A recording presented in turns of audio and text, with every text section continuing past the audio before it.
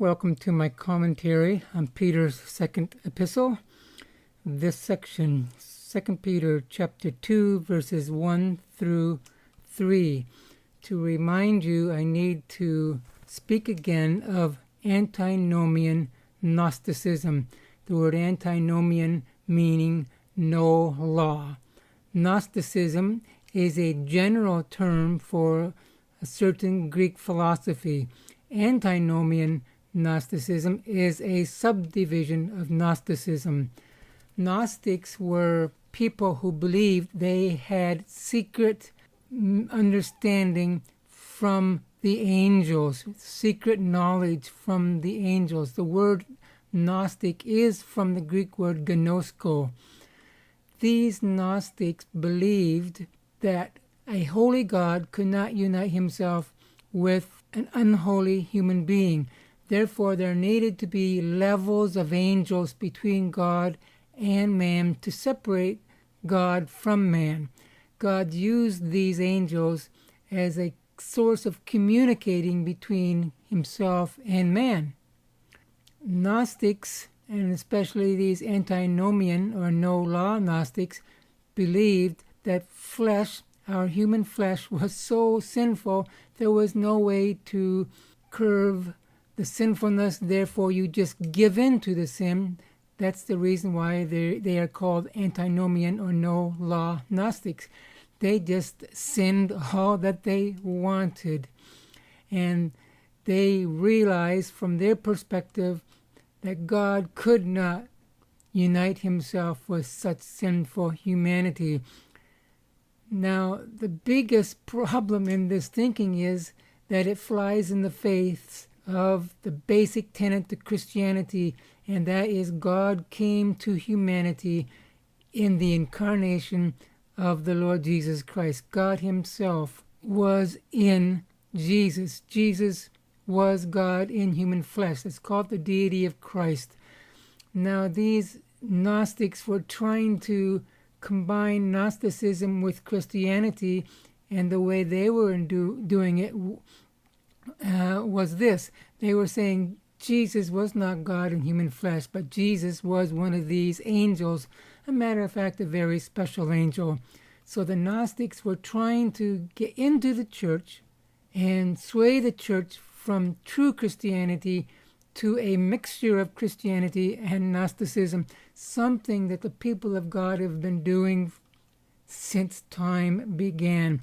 That was the number one problem with Judaism in Old Testament days. They tried to fuse Judaism with paganism. Peter was addressing this same issue to these Christians in what we would call northwest Turkey.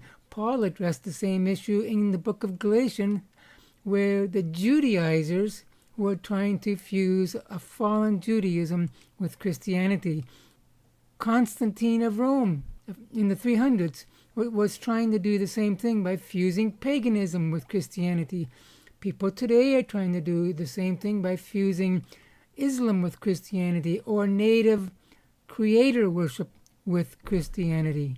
It's something that seems to never end. So with this in mind, we'll go to verse 1.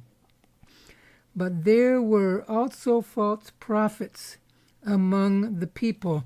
And now he's talking about false prophets. This is Old Testament false prophets because he's picking up on what he said at the end of chapter 1. He was speaking about godly prophets in chapter 1. Now he's speaking about false prophets in chapter 2, and he's going to compare those false prophets to the false teachers, as we will see. Peter says there were false prophets among the people, just as there will be false teachers among you. And there are false teachers among us today. They will secretly introduce destructive heresies. Secretly, this is a conniving group of men who infiltrate the church and secretly attempt to introduce destructive heresies. Now, the word destructive is important, as we will see. Peter goes on to say, even denying the sovereign Lord who bought them. When you see the words sovereign Lord, Lord is in respect to Jesus. Sovereign, it strongly suggests deity. So we know what these heretics were trying to do. They were trying to undermine the deity of Christ, just as some are doing today with attempting to fuse Islam with Christianity or native worship with Christianity. And this is what makes Peter so upset. Because if you weaken the deity of Christ, you are actually destroying the very foundation of the faith we have given our lives to. One cannot be a Christian if he believes that Jesus is not God in human flesh. And that is exactly what these Gnostics were trying to do to the community of believers in Peter's day. The question is asked, were these Gnostics Christians or not? Some people say they were, because Peter says that the Lord who bought them, like the Lord purchased them on the cross. Well, I think what that phrase means is Jesus purchased all mankind on the cross. He didn't just purchase the Gnostics or those who are saved. He died for all mankind. So I don't believe you can use that phrase to justify the fact that these guys might have been sort of misled Christians. I do not believe they were Christians at all.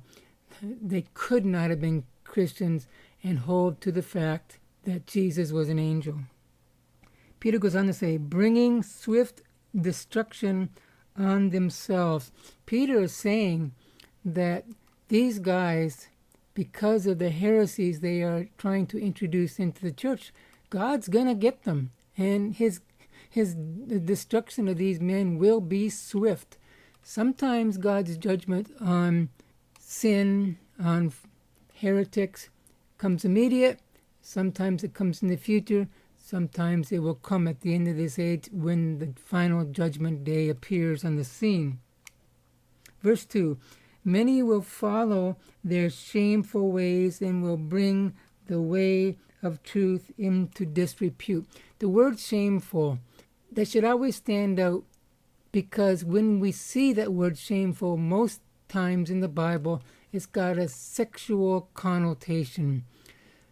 And in this case, it really does, because these people were sexually immoral because they did not believe they could control their flesh. So they believed in a license to sin sexually. So we're talking about sexual shame here that brings the way of the truth into disrepute.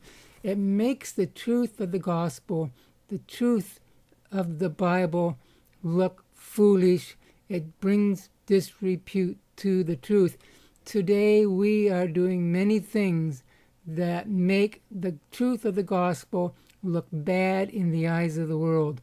And I tell you that God is not happy with this in the least.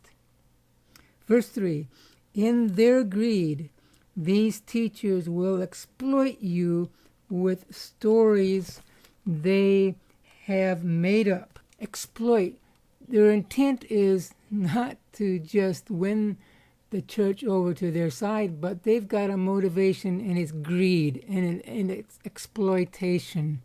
These antinomian Gnostics weren't just excited about spreading their way of thinking. They wanted to profit from it. They wanted to exploit people. They wanted to have a following, and they wanted to prosper as a result. I would almost put the modern prosperity movement teachers into the same category, because many of them teach prosperity in order for them to get prosperous from those they teach, and that is just not right. Peter goes on to say, their condemnation has long been hanging over them. It's like a cloud. God's condemnation is hanging over them like a thunderstorm cloud.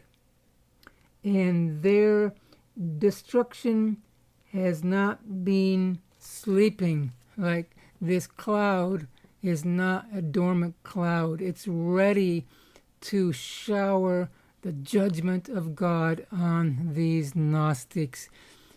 Heretics today should learn a lesson from this, but obviously heretics don't learn lessons from the Bible. In the next section, we're going to talk about angels having sex with women.